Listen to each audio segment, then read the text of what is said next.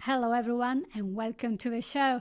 We are so happy to have you and to help you to create the life that you want. Today, we do that with our amazing guest returning to us for another episode. So, welcome to Lauren Farina-Prieto, who is a psychotherapy from Chicago. Hi there. Hi, Franz. Thank you again for having me back. It's so good. We're going to have you as a monthly guest. So much to share. We're so happy to talk to you about how to create the life that you want. But what does it mean? It means to sometimes just have a look at how we are living every day and do that with a lot of self compassion and attention and asking ourselves, is what I am doing taking me to a place of peace, comfort, happiness, satisfaction, and purpose? Or is this taking me to a place where I'm rushing and I feel like technology is getting over my life, or I'm not in tune with myself, I'm not connected to my body, to my needs? Maybe there is something there. And my opinion is that the way we live nowadays can be as well one of the biggest creator of the mental health issues that we have. And not only that, because our body and our mind are so deeply interconnected, could it be that by changing a few things, and I will not give you any hints, we can change completely the way we feel inside? So, this is what we're going to talk about. And Lauren, who is a psychotherapist, but also a person who studied in the Institute of Integrative Medicine. She knows exactly how the body, mind, and soul connection works. So let's start from the beginning. Yes, Franz, thanks so much. And I really love what you said about taking inventory of the way that we're leading our lives. Just like we go to the doctor for a checkup, I think it's so important to do sort of a mental, emotional, spiritual checkup too. And I talk a lot about mental health and well-being, but I don't talk about those things for the sake of mental health or for the sake of well-being. I see mental health and well-being as pathways or portals for reclaiming your bandwidth or for living a fully expressed, fully potentiated life, right? So they're stepping stones to get to where we seek to be. And in my sphere, I've been working as a psychotherapist for the better part of 20 years. And for the majority of those years, I used what I call top-down approaches, right? Which include strategies that really act upon the mind to affect the system. And those strategies include psychotherapy and gratitude practice and reframing. And those can be useful. But over the course of the past 2 or 3 years, I've really immersed myself in the study of what's called the brain energy theory. And the brain energy theory was presented to us by Dr. Chris Palmer. I think I mentioned him to you last time. He's a Harvard professor and practicing psychiatrist. And his work is so compelling in that it posits that the root cause of all brain disease, not just mental illness, which is on the rise, but also cognitive decline, dementia, Alzheimer's, ADHD, is rooted in metabolic dysfunction. And it makes so much sense because our brain demands 20 to 30% of our body's energy. And so if our body is in an energy deficit, then our brain is one of the first things to be compromised. And when brain function is compromised, then we can expect symptoms like fatigue, brain fog, inattention, hyperactivity, symptoms of cognitive decline. Even Alzheimer's is referred to as type 3 diabetes, and especially symptoms of mental illness like anxiety and depression. So I think that's what we're here to talk about today is the metabolic roots of mental illness and strategies that we can implement to reverse that damage. See, guys, I hope that this is clear to you. Metabolic route, which means could it be that in some cases, not all, because we know there are things that are beyond, but could it be that in some cases, instead of rushing to get the caffeine drink, the pill, the medication, the injection, we have to step back and look at the steps that brought us to this condition? So, if I, for example, every night, because I'm a paramedic, I'm up because I have to work, or I'm up because I go into the club, or I'm watching television, or playing games. It doesn't matter. I'm up every night. That is gonna cause a lot of changes in my body. Yes, then I can go on caffeine and then having the crash. But the root cause is that I'm not sleeping when my body is expected to be in the dark and at rest. So that's the thing. So what can you tell me when you look at students at school, young people failing to love their body and trying to change it and mutilate it and being stuck the whole day on the media? What can you see in this new generation that is different from my generation, which is way older than yours? Can you see also, because of your Italian ancestry, might have some ideas, and there are hints just behind me. Beautiful. Yeah, so I think in Western society, we're really conditioned to silence the messengers when we become symptomatic. So if we're suffering from insomnia, for instance, or fatigue, then it's very convenient, as you said, to reach for the energy drink or for the cup of coffee as a way of silencing the symptom, or the messenger. But really, without understanding the origins of a problem, we cannot seek to solve the problem. So I often give the analogy, if you have a chronic headache for weeks, months at a time, you could take painkillers to silence that messenger. And the painkillers will probably be effective to a certain extent. But don't you want to understand why you've got that chronic headache? Aren't you interested in learning its root cause and how to heal on a deeper level? If so, then you'll probably see a physician who will order some tests or some images to try to understand what could be the root cause of that headache.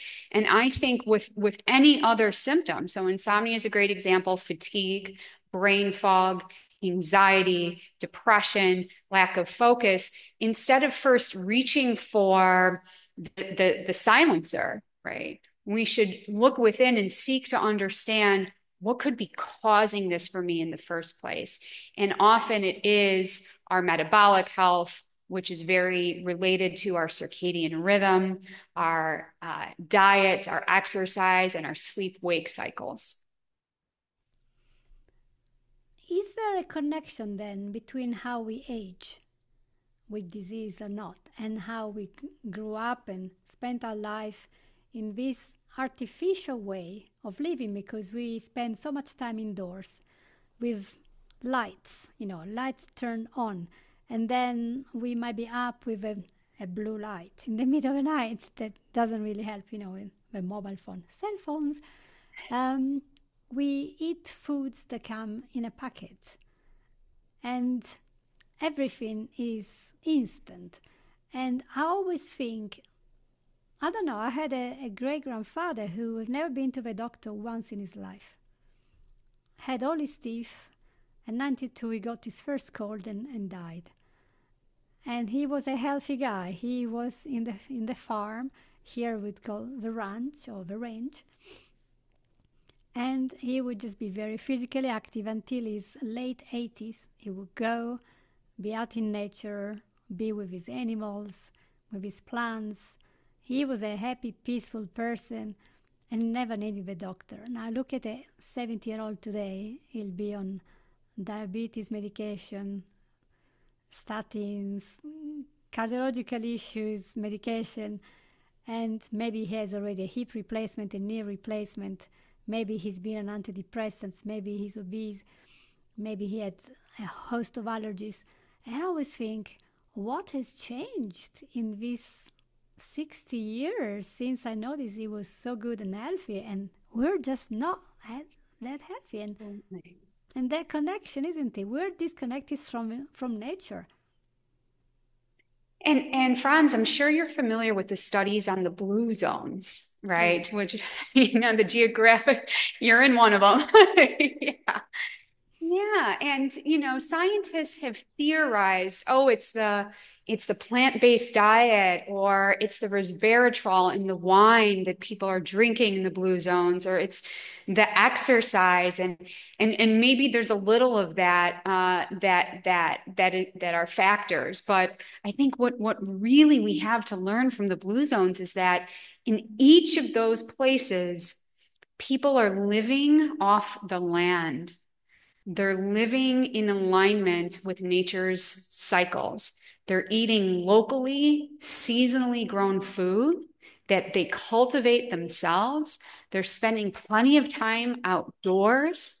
They are in community, and I think that community and relationships really do influence metabolic health.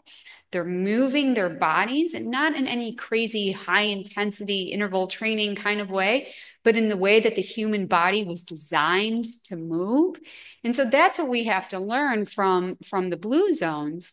And you're absolutely right that technology has allowed us to override nature in so many ways, right? We have medications that override the body's healing cycle. We have artificial light that overrides the natural light and dark cycles. We have heating and cooling that overrides the seasonal cycles. We have refrigeration that overrides the agricultural cycle. And, there are many benefits to that technology in terms of ease and convenience and access, but those benefits come at a cost. And I think that cost has been all of the disease and dysfunction that you just mentioned, right? That cost is our metabolic health, and our metabolic health is directly associated with our mental and physical health.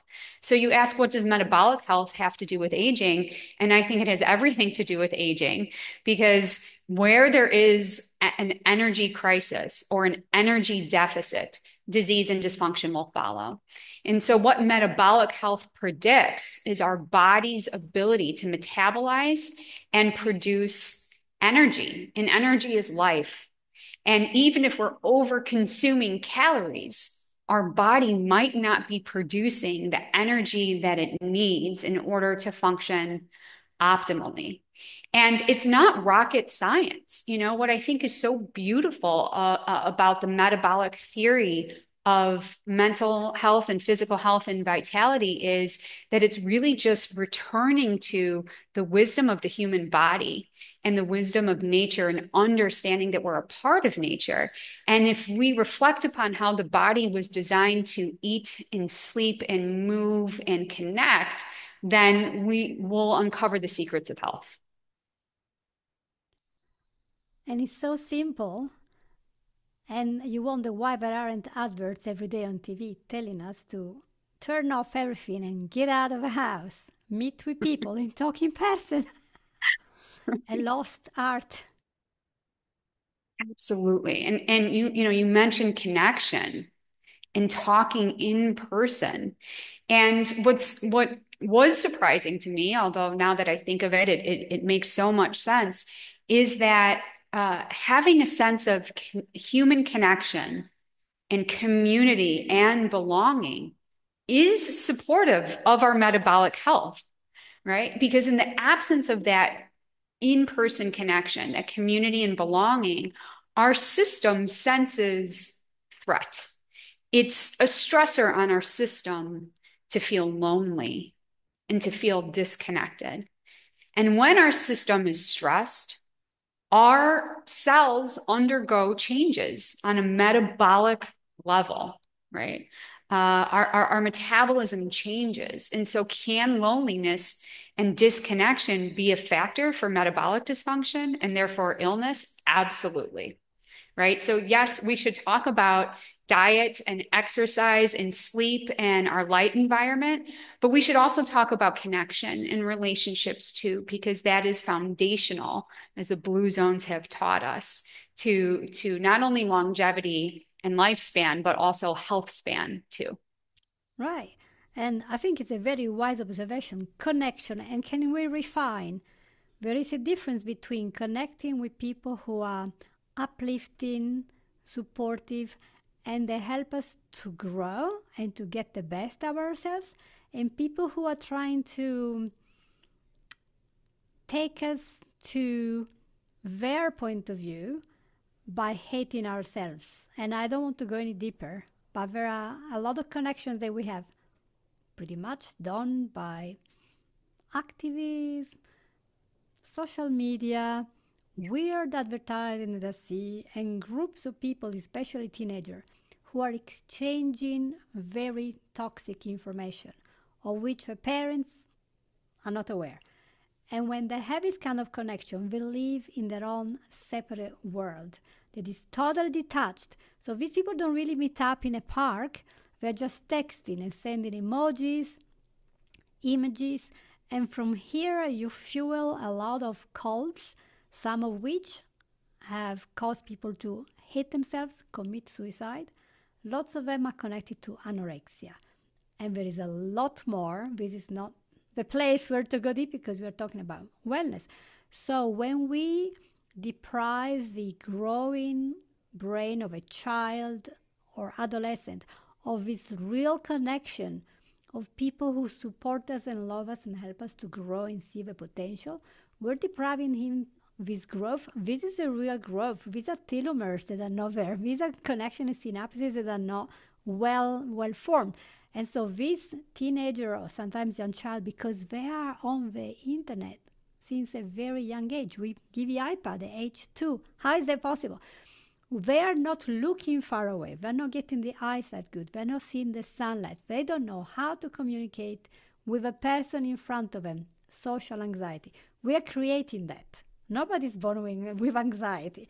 And then we have physical symptoms, panic attacks, terrors, allergies, autoimmune disease, all sorts of stuff that is stopping us from being outside. This is a massive thing. And the media, they talk about it a little bit, but surely the parents should be aware that by keeping the teenagers stuck home scrolling on unimaginable content, we're actually allowing a lot of damage. So what kind of adult is going to grow from this? Yeah, an adult that thinks that it's okay to be medicalized for the rest of his life.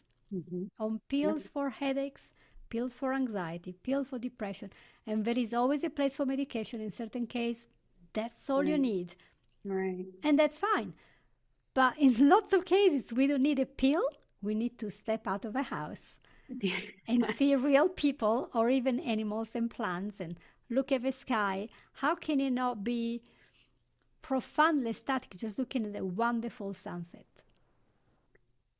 And you know, Franz, that is now the number one recommendation that I make to my therapy clients is get outside. Let's look at your day. What's your schedule like in the morning? Can you catch the sunrise? How about later on in the afternoon during UVA rise? Can you get that sunlight when the sun is strong for 20 minutes even? That's the prescription that I'm writing for my clients is more sunlight, because what we don't realize is that sunlight is brain food. Unfiltered sunlight on the naked eyes really helps to regulate our neurotransmitters, our hormones, our sleep-wake cycles, our appetite, our energy level, our attention and focus. I mean, the list goes on and on. And it can be difficult for people because we do live in sort of an alien world, right? We live in these climate controlled boxes that are artificially lit with the food from another part of the world in our fridge. And so it feels like such a deviation from the quote unquote norm to begin to embrace these natural rhythms in support of metabolic health. But what we're actually doing is returning to the truth of who we are as human beings. And I love what you said about how not all connection is equal connection, right? Because digital connection is not the same thing as the resonance that we feel when we are with somebody one on one. So connecting with other people, connecting with nature, and connecting with ourselves, right? That's the pathway to this thing that we're calling health and vitality. Yes. I think the connection is amazing because that's how people realize they have so much in common that they can do. They visit your house. Oh, you like embroidery. I like that too. Oh, you like football. Look at that. Show me all your caps and what you're using for your baseball trophies. They have to have something in common, and then you form groups of interest, which is how we tend to connect with people. We connect with people who share something, right? We see what they're wearing. Oh, I like that. Do you also shop at such and such store? Oh, I love that, but this is so ethical. Oh, are you interested in that? So you have to have this a wider 3D conversation about the food you eat and the things you do.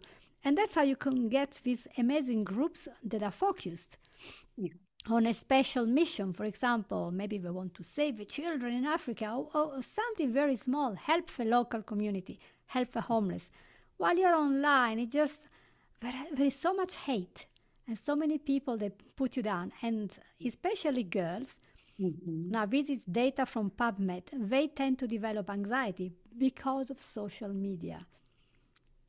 That's quite a serious problem. And why are we not talking about that? I mean, we are talking, but somehow it seems like an anxiety pill is the solution. And I think, well, connection and going to a nice activity, maybe sport or service, can sometimes do very well. And then in extreme cases, when there is something very strong in the end, yeah, let's get psychiatrists in, let's get your injection, your pills. But Mhm. surely everything will have its place. And I think we lost that understanding what is the baseline of our Yeah. health. So if we went to give an idea to people, for example, when we read an article, articles are written a lot in the media to get attention. So people will click on that and will go to the media, and then there will be these advertising budgets. You have to understand the media have to make money. They're not like me. They have to earn millions, okay? Right. So, an article that has something negative will attract more attention than an article saying, oh, it's good to be in the sunshine. Well, we're not getting anything, are we? So, but if an article they say the sun can cause cancer, 10,000 people a year die because of skin cancer, that will attract your attention, make you have fear, will clickbait on the article. So, we have to understand not all the articles that are useful are out all the time. The industry will not make any money by getting us out and about. That's a big thing. So, Yeah, and I took a critical thinking class way back in high school, and I always remember we were taught to ask, could there be another side to this story? hmm, Who benefits from this narrative? Right. And so when I think about who benefits from promoting connection to nature or promoting safe exposure to sunlight, really no industry benefits from that narrative because you can't patent the sun. You can't bottle it up. I'm sure people are thinking about trying, but nobody really benefits from that. And on the other hand, there's an entire very lucrative technology industry that is benefiting from our addiction and our children's addiction to screens and to social media. I don't know, Franz, if you've had the opportunity to watch The Social Dilemma on Netflix, in which they interview executives from all of these different social media companies, and they identify that yes, we've engineered these addictive qualities into these apps and into these platforms because we want your attention. Attention is advertising dollars, and attention is money. So I think about that often. Who's benefiting from this narrative? Who's benefiting from our collective attachment to screens and to social media versus who might benefit from disseminating information that it's connection and alignment with nature and nature's rhythms that will heal us. Only the people who are healed will benefit from that. And that's enough for me. Yeah. And that's the same for the wellness industry. Let's make sure we understand. There Yeah. are people who will make millions by selling lots of supplements that are supposing to help with your bad lifestyle. But in the end of the day, if you're still stuck at home, you never move, you don't exercise, you read toxic stuff, and you have a bunch of supplements, and who knows what's inside the supplements, because not all companies are putting, because it's Right. not regulated. So be Right. careful you don't end up on the bandwagon on the other side and you're still addicted to pills, but ones that still will not change the fact that you're stuck at home the whole day in an artificial light. Your melatonin doesn't know the difference, what was in your mind. The melatonin goes, right, there is no sunshine here, so that's it. Go up, go down. It's switch, Huberman Lab, they don't like 5 episodes on sleep, and we're doing everything wrong. That's why we can't sleep, Really. It's a big thing. But okay, so I prize myself to say, well, in my podcast, I do offer solutions, and this time is not a quick pill to fix you from inside out. There must be some simple protocol that doesn't cost a fortune and that allows us to reconsider our priorities and step back and restart in a healthier way without having to spend hundreds of pounds or dollars.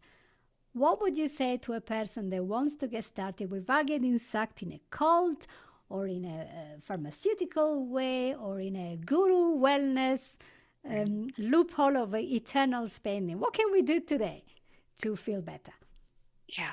And I love what you said, right? Because I think that sometimes when people start down the rabbit hole of holistic healing and metabolic health and circadian rhythm, it can be easy to become obsessive or perfectionistic about these protocols. And that obsession and perfectionism is also a stressor on the system. Right. And we talked about how stress can affect metabolism and therefore mental health. So, really, just using practical strategies, maybe implementing only one or two at a time to just move the needle in the direction of healing is sufficient.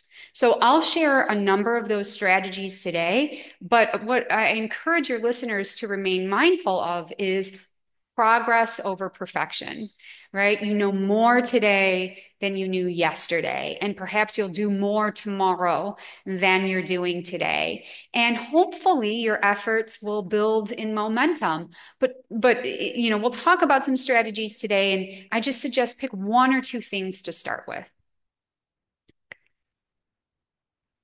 So the cornerstones of metabolic health involve diet, exercise, sleep and wake cycles, and relatedly, circadian health. So, diet really involves eating an unprocessed whole foods diet. We should be eating plenty of protein, healthy fat, and fiber. And the reason for this is because a diet that's rich in protein and healthy fat and fiber is going to help us to regulate our blood sugar. And we know that 80 to 90% of Americans struggle with some sort of metabolic dysfunction, whether or not they know it. Now, those who have been diagnosed with diabetes or heart disease may be aware that they're dealing with metabolic dysfunction, but there are others of us who have subclinical, perhaps insulin resistance or blood sugar dysregulation. And the problem with blood sugar dysregulation is that those glucose spikes in the blood can really make us vulnerable to inflammation in the brain and elsewhere in the body, oxidative stress in the brain, and therefore brain dysfunction. So we really want to minimize those glucose spikes throughout the day. And the foods that cause our blood sugar to spike are carbohydrate rich foods and sugar. So I'll encourage my clients to really become mindful of their consumption of simple carbohydrates, processed carbohydrates, and sugars. And perhaps the thing that they can do that will pack the greatest punch from a metabolic perspective is to eat a protein-rich diet within 1 hour. I'm sorry, a protein-rich breakfast within 1 hour of waking. Now, for women, that might look like 30 grams of protein in the morning at breakfast. And for men, that might look like upwards of 50 grams of protein in the morning at breakfast. And the reason that's so important is twofold. Number one, eating that much protein at breakfast will satiate you for hours to come. So you'll be less likely to graze and to snack on the foods that are going to spike your blood sugar. Number two is eating that breakfast within 1 hour of waking will not only help to regulate your blood sugar in the morning, but all throughout the day. And then number three is it really kickstarts your metabolism. Your metabolic fire is strongest first thing in the morning. And so by eating that hearty meal in the morning, you're kickstarting not only your metabolism, but you're also aligning your circadian rhythm, which is your body's biological clock, with morning, right? You're sending a message to your body that it's morning, it's time to be alert and to focus and to make energy. So paying attention to diet, minimizing the consumption of processed carbohydrates and sugar, and eating a protein-rich breakfast within 1 hour of waking would be my first recommendation for supporting metabolic health. That's a great one and quite easy to do. I mean, we all know what eggs are. They are so full of nutrients, it's going to be an embryo there, so they have everything. And yes, there is this thing about cholesterol, but science is coming out every day with new findings about cholesterol. And did you know you can also raise your blood sugar by having too much salt because it shuts off certain mechanisms that regulate insulin release. So be careful of all these salty snacks. Maybe you have nuts, they're full of salt. They might actually still raise your blood sugar. Aside from the fact that here it's so hard to find nuts that are not, processed. To Yes. find raw nuts, I had to go on Amazon because in the store is only roasted salt and sugar. And I'm like, can I just have nuts? Just normal I'm with nuts. you, Franz. It's a struggle. Could not find that. So the diet is the number one thing. Also, for those who are like, the blue zone, they have wine and that's why they are so healthy. Stop there. The resveratrol contained in grapes is also contained in a lot of other fruit and vegetables that we are not eating. And science studies have shown that the damage done by the alcohol, even one drink once, are way greater than anything good you get from resveratrol. But the worst thing is, if you were to have wine because of the resveratrol content, just remember, the amount contained is so minimal that you will have to drink 30 liters of wine every day to get any benefit, by which time you won't have a liver functioning. So don't believe what the advertising tell you. We in Sardinia, where I'm born, we do not live long because we drink wine every day. It's a big fat lie. What we have grapes, and we eat grapes, usually with cheese. And that's fun because the cheese has got the protein there and it stops the blood sugar plus the fiber. When you have alcohol, you have all sorts of problems. So see how many myths are perpetrated by the advertising. Let's go back to your next suggestions. Yeah, so exercise, I think, is a really important strategy for supporting metabolic health. And I think most of us know by now that exercise stimulates the secretion of endorphins and sort of gives us this sense of mastery over things. And those are really valuable benefits too. But exercise too can be key in helping to regulate blood sugar, right? And not only that, but exercise builds muscle. And muscles use a lot of glucose. So the more lean body mass a person has, in other words, the more muscle that they're able to build and maintain, the more blood sugar their body will metabolize even while at rest. right? So an individual with greater muscle mass might be able to handle an incidental meal rich in carbohydrates in a way that somebody who doesn't have that mass might not be. So certainly exercise for its blood sugar regulating benefits, but also because during exercise, our body recycles ATP. Now, ATP stands for adenosine triphosphate. It's another word for energy. So our body uses energy to make energy during exercise. Now, depending on who you are, gender, age, health status, etc., certain types of exercise are indicated over others. For instance, for women of a childbearing age, it's recommended against high intensity interval training because that can just be very stressful on the body in a way that can actually stress the body and therefore impair metabolic health. Walking, walking in nature, especially hiking, yoga, Pilates, martial arts. Those are all really wonderfully supportive exercises from a metabolic perspective. Now, men might be better, might benefit more from high intensity interval training. All of us can benefit from some sort of resistance training because of the benefits for our musculoskeletal system, for our heart, and also for our metabolic health. So what I recommend to people is, pack a double punch. Go for a walk outside in the sun. And then you're getting your nourishing sunlight that will help for you to regulate hormones and neurotransmitters and sleep, etc. But you'll also get the benefits of exercise as well. And so my third strategy for supporting metabolic health has to do with sleep. Now, I work with a lot of high achieving people who have been conditioned to believe that sleep is unproductive, that sleep is downtime that maybe they can't afford. And I'm here to tell them and anyone else who will listen that sleep is one of the most productive things that you can do because it's during sleep that our brain consolidates information and stores memory and processes experiences. But sleep isn't just important for cognition.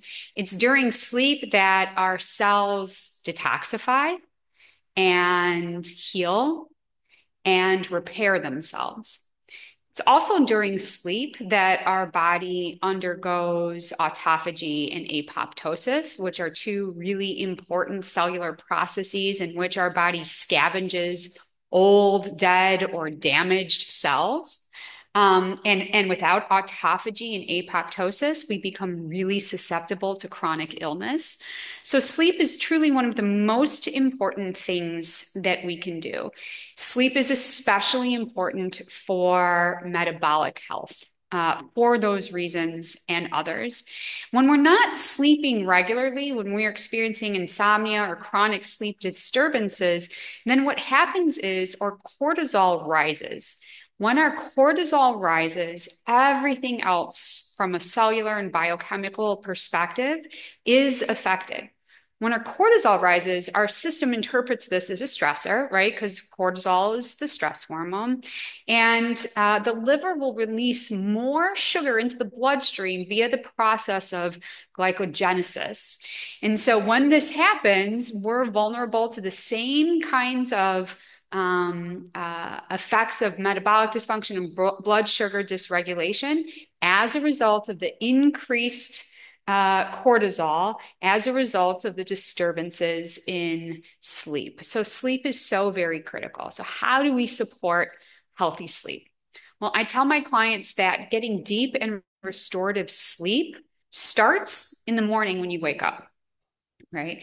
Because when we wake up, and it's during the day, and by the way, through our exposure to natural sunlight, that melatonin, which is the sleep hormone, is produced. So a lot of people don't realize melatonin is produced during the day via our exposure to sunlight, but it is released at night when we're exposed to darkness. Melatonin is what's responsible for making us feel drowsy and sleepy, and therefore falling asleep and staying asleep. Melatonin is also a master antioxidant. So it also scavenges free radicals rather, to protect against the harmful effects of free radical damage.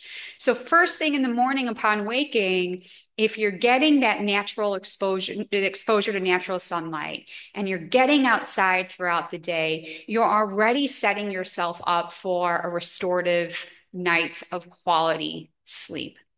But then as sundown approaches, it's really important to prepare the body for rest, just as sunset signals the body that it's almost time for sleep. And so around the time that the sun sets, and I realize this can be difficult based on geographic location and jobs and kids, but I really encourage my clients to mimic the outdoor light as much as possible indoors. So that can look like dimming overhead lights. It can look like lighting the space with candlelight or red light devices to prepare the body to secrete melatonin and get to sleep. And then when it's time to go to bed, or I should say, a few hours before bedtime, you really want to avoid any sort of stimulating activity or exposures like caffeine or a heavy meal. Meal timing is really important when it comes to getting good sleep. I encourage people to have their last meal of the day 3 to 4 hours before bedtime. Because if your body is busy digesting the heavy meal you had right before bed, it cannot also engage in those other really valuable biochemical processes like cellular repair, autophagy, and apoptosis. So you want to make sure that you're not eating any heavy meals before bed. For clients who love intermittent fasting, for instance, I say instead of skipping breakfast, consider having a late lunch and skipping dinner, because that will really support the body in doing what it needs to do during sleep. And then when it's time to go to bed, ensure that your sleeping environment has total and complete darkness. And when we say pitch darkness, that's what we mean. So the street lights shouldn't be seeping in through the cracks of your curtains.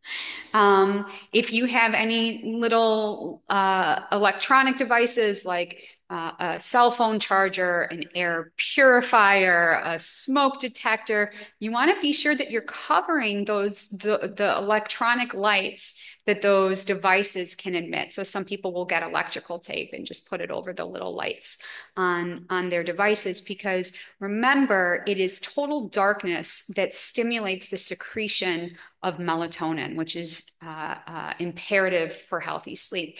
And if we don't have complete darkness, then we're not going to be making and releasing enough melatonin. And it's so important to maintain a regular sleep and wake cycle. So going to bed around the same time every night, give or take, an hour or so, and waking up around the same time every morning is really important to get your body in the habit of winding down and achieving deep and restorative sleep. Right. And so as I'm talking about sleep, it's also so important to take into consideration light environment. Yeah, a very good point. Also, I wanted to go back to you mentioned twice the cellular apoptosis and the autophagy cannot happen if we're not sleeping properly. This is because when cortisol is high, we are more in fight or flight, when we are in rest. And so we are not busy cleaning the house. If we think the house is on fire, we're not going to start cleaning or doing the dishes. The same for the body. But a lot of people might not know that apoptosis is the death of a cell, which is what happens when you have certain medication, example chemotherapy, or also when you have cancer, some cells are dying and unnecessarily. And autophagy is when you're eating, from phagus in Greek, that means I eat, and aptos means self. So the body has time during the night to clear up all this junk. Like, say that you have 20 kids in the house, you have a big party. In the end of the day, you will have a lot of stuff to clear up, and it will take you a few hours. But if you instead go to the park, when you come back at 3 a.m., you're not going to be, oh, I don't want to, I'm just going to do another day. So the other day you have twice as much to do with the same strength and possibilities. You can't do it. You're like, oh my gosh, I don't want to clean the house. You might be with a house in a mess for a week. And the same is for the brain. In the night, it will process information, it will get the toxins out. And there is the radical that are produced by highly fried food, for example. One of the things, these free radicals are making your telomeres shorter, so they shorten your life. So by sleeping in an inconsistent way, by going to the club all the time or waking up in the middle of the night and the baby's waking up, we are shortening these telomeres. So let's give the brain everything possible so it can get rid of these cells that are not working properly. Remember, cancer is made by cells that are not working properly. How come? What happened there? Why the immune system is not there? Because you cannot have an immune system if you have high cortisol. The two are opposite. It's like on and off switch. The immune system will not be working properly because the cortisol is high. So everything goes into mindfulness, relaxation, and following this rhythm of nature. That does not mean that in the blue zone there is an absence of disease and an absence of cancer. There is, but you will see that those people having the problem will get better, will get less of a problem if you are following this rhythm and allowing the body to work in the way it's meant to be, which means in the day we are awake, in the night we are sleeping, and the melatonin, which is a powerful antiviral as well, can do the job. Now, the next bits. Yeah, and I just want to add, Franz, Dr. Doug Wallace out of the Children's Hospital of Philadelphia has done a lot of research on mitochondrial health, which is intimately related with metabolic health. Because if our mitochondria aren't able to produce enough energy, then our metabolic health suffers and the whole cascade occurs. But Dr. Wallace has found in his research that 90 to 95% of all illness, so cancer, heart disease, diabetes, autoimmune disease, mental illness, is rooted in mitochondrial dysfunction and therefore metabolic health.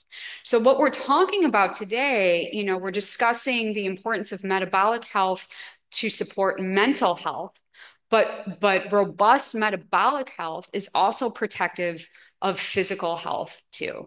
So these strategies that we're talking about, right? Eating a whole unprocessed foods diet and getting adequate exercise and deep restorative sleep.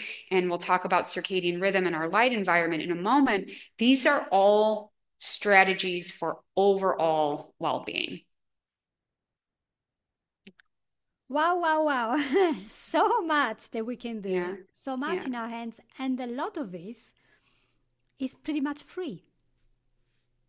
Exactly right. And that's why I find it so intuitive.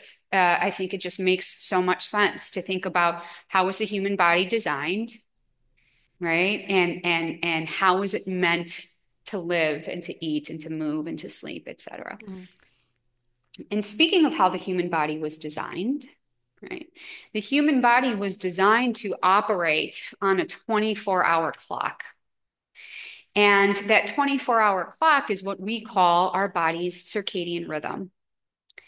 And our body's circadian rhythm really governs all cellular, biochemical, and metabolic processes from autophagy and apoptosis to hormone production and neurotransmitter production and the processing of food into energy and the regulation of blood sugar, et cetera. That's all governed by our body's circadian rhythm. And so it's really important that those tasks remain organized according to the time of day. If you, Franz, didn't know what time of day it was, you probably wouldn't be able to do your job very well, and neither would I. If I had no idea whether it was morning or night or 12 noon or 5 a.m., I would not be able to show up for work or for my family and my children and be functional at all. And the same goes for our body and our cells. But the problem is that our cells can't read the time on our smartphone. And our cells can't look at the digital clock on the microwave or, look at the analog clock on the wall.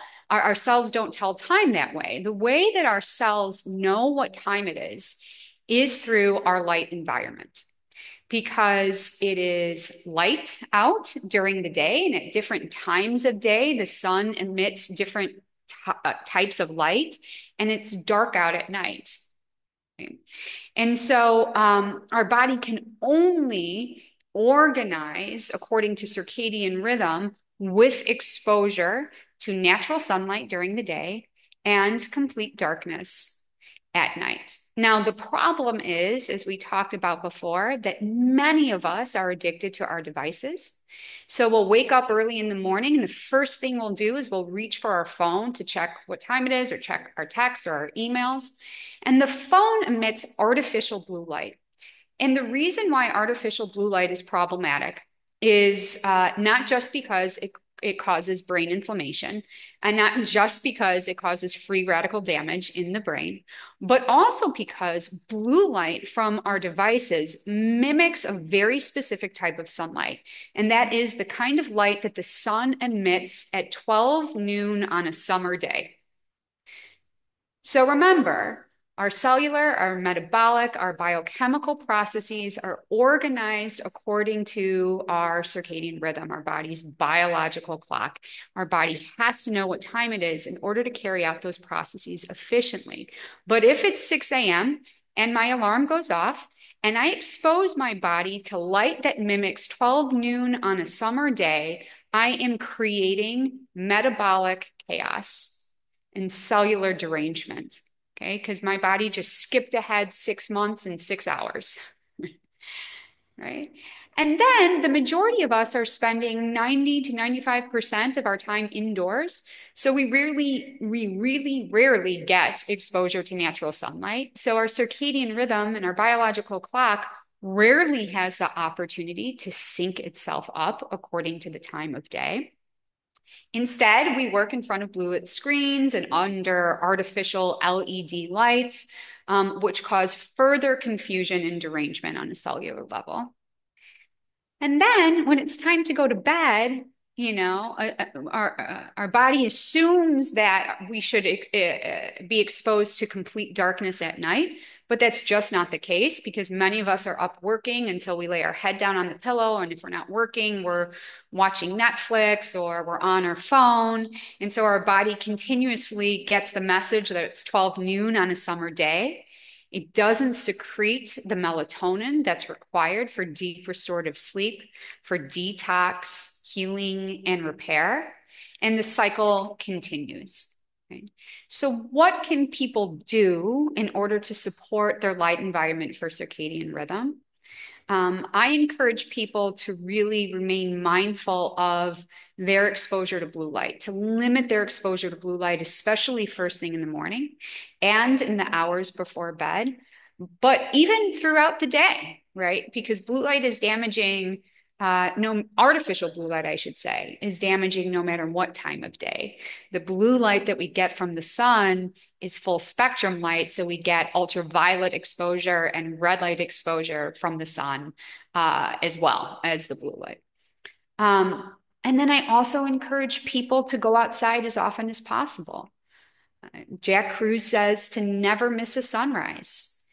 And if it's not possible for you to get light from the sunrise, then within that hour after waking, get outside for 10 or 20 minutes without glasses or sunglasses, so that the sunlight can communicate with your brain via the nerves in your retina to tell your brain and therefore your body what time it is. Very good. And yeah, it sounds like I'm on holiday then if I'm doing all these things. And let's remember something that we are told about vitamin D, especially in the UK. Your vitamin D level is so bad that the NHS will tell you to take vitamin D supplements from October to March, because it gets dark at 4 p.m. in winter. So you're in the darkness. And the lack of vitamin D will mean that nothing is driving the calcium into your bones and vitamin K and all the rest. So it's important to avoid later problem with your immune system and with osteoporosis. Your bone density depends on vitamin D. But did you know that the eyes are the biggest organ in the body designed to absorb vitamin D? So when you close your eyelids, that's when the vitamin D is coming through and is absorbed because it's transparent. The skin is not transparent and we tend to be covered. We have hair, but it's the eyes that get the vitamin D. So if you want to heal your eyes, you want to close your eyes and go to the low sun, and that's straight from Huberman Labs. So it's not my opinion. It's data-based science from Stanford University, professor of ophthalmology. And he said, close your eyes, stay in front of the sun and get it there. You need it. And if you listen to, I know Ada Federico, who is a Brazilian that teaches at the University of Toulouse-Lautrec in France. She teaches a whole method for healing your eyes. And one of the things is close your eyes, stay with the sun in front of you, and then with the hands in front of your head, cross the hands in front of your eyes while closed so that you improve the contrast perception in your eyesight. And she's teaching that at university. So I think there's so much we can learn that can just make life different. Basically, when you go on holiday, you enjoy that sunshine, you enjoy going out, you enjoy eating different food perhaps, and probably you're not eating packaged food on holiday, you're eating in a restaurant or you're eating in a bed and breakfast or whatever. Bring some of the good stuff back at home that has helped you to feel so good.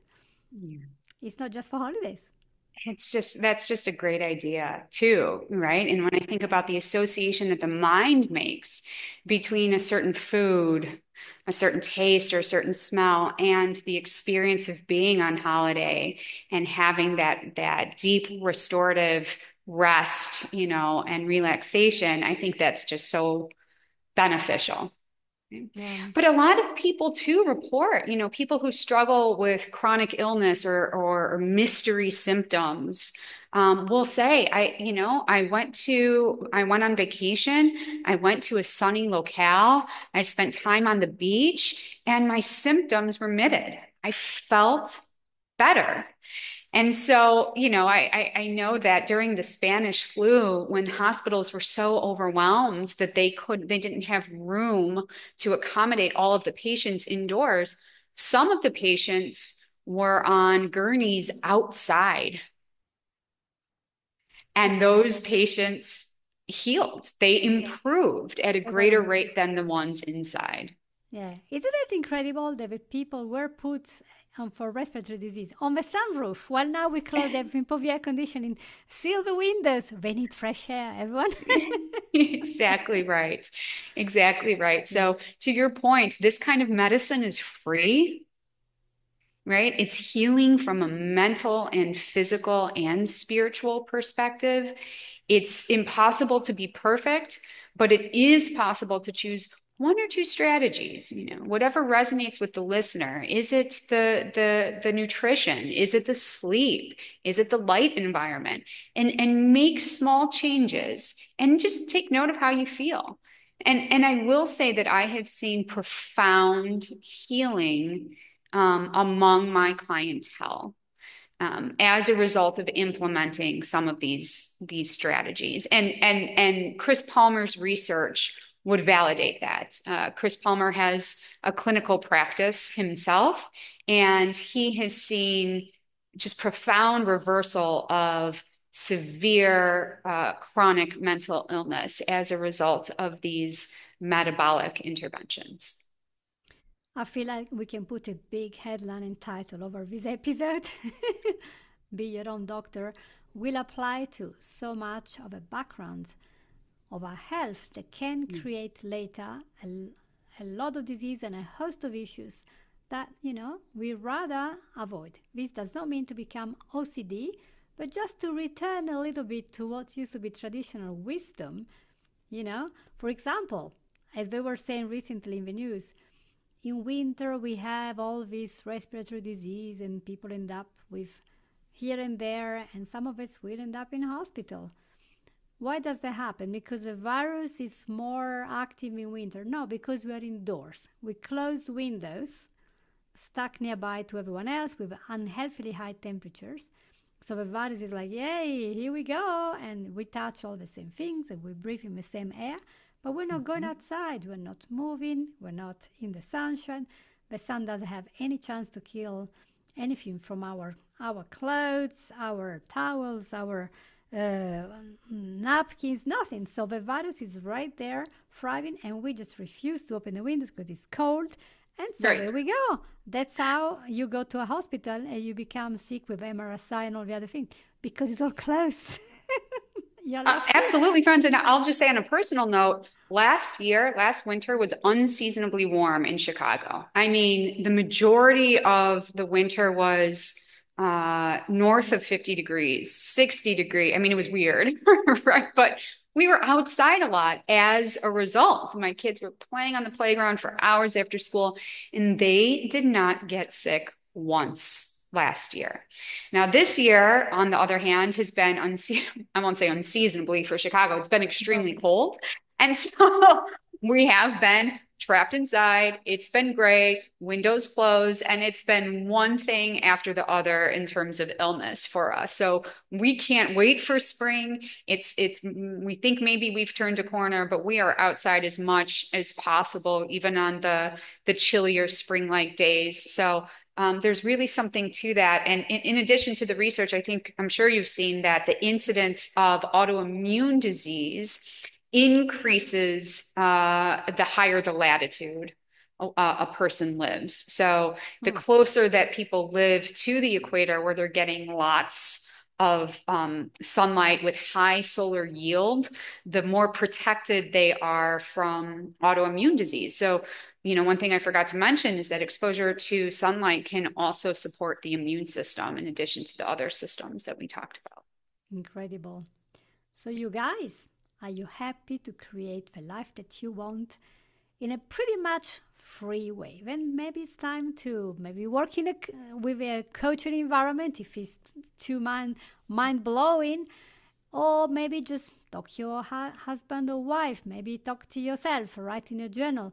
And what do you want to feel? How do you want to feel in 20 years? That depends a lot on the choices that you make today, the food you eat, how much you move around. That doesn't mean to climb the Everest. It just means very little things we can do at home every day. It doesn't have to be so complicated. And my great grandfather, never read a word from any PubMed studies, and yet he was very healthy at 92. When he passed away, he just said he had a cold, but he went upstairs to bed while my auntie prepared a cup of tea, and when she went back, he was going to sleep forever.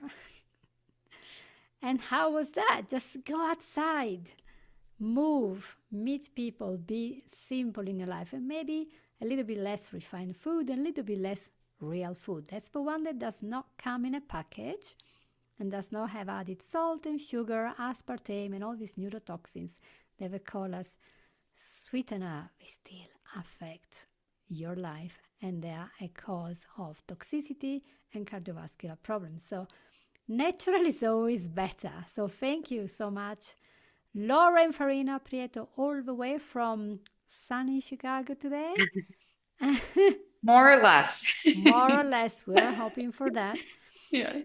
We hope you Thank you, Sidney. guys will love to go to Invited Oak Park in Chicago website. We're gonna have all the links to look at. And if you want to ask any questions, we are both here to help you to really create this state of enhanced wellness that we're all looking for. It does not reside in a pill. There is a lot more in ancient wisdom that probably we have forgotten. So I hope you want to share this episode with everyone, and maybe Lauren want to say hello and bye-bye. Thanks so much, Franz. So much fun. So much fun. So I'll see you all another week. So have a lovely day, and I'll see you all later. Bye-bye.